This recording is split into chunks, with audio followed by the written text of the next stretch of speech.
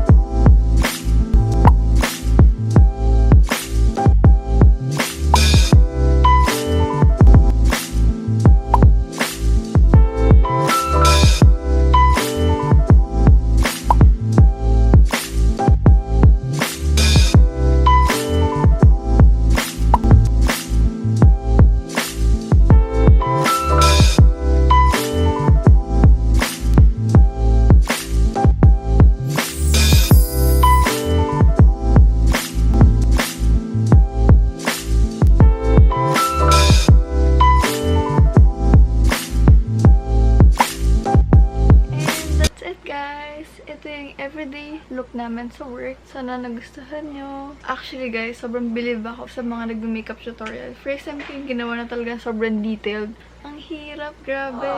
Anyway guys, ayan. Ito yung look namin. Tapos yung hair ko, since short hair, hindi siya pwede itali. Ayan, ganyan siya. Pero ito guys, hindi dapat ganyan. Kasi hindi dapat sumasayad sa shirt namin. So, kailangan ko magpagupit bago bumalik sa work. And guys, comment down below if mas okay ba sa akin ng long hair or keep ko na lang tong short hair.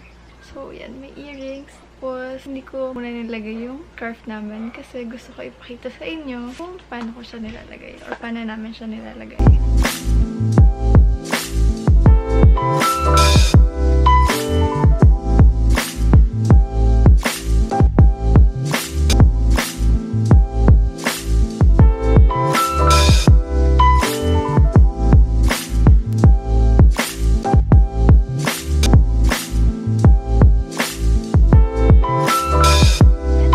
Okay na yung scarf. Yung isa naman na kailangan namin lagi is itong hat. Itong hat, guys, syempre pag nasa labas kami, kailangan lagi namin suot. Pero pagdating sa aircraft, syempre hindi na. Anyway, guys, punta na tayo dun sa tip na sinasabi ko kanina. So, para sa mga aspiring cabin crew, guys, mag-a-apply kayo, syempre, di ba may open day. Make sure na yung look na gagawin nyo is ganito, peach makeup look or no makeup look. Pero hindi naman totally no makeup look. So, at least light makeup.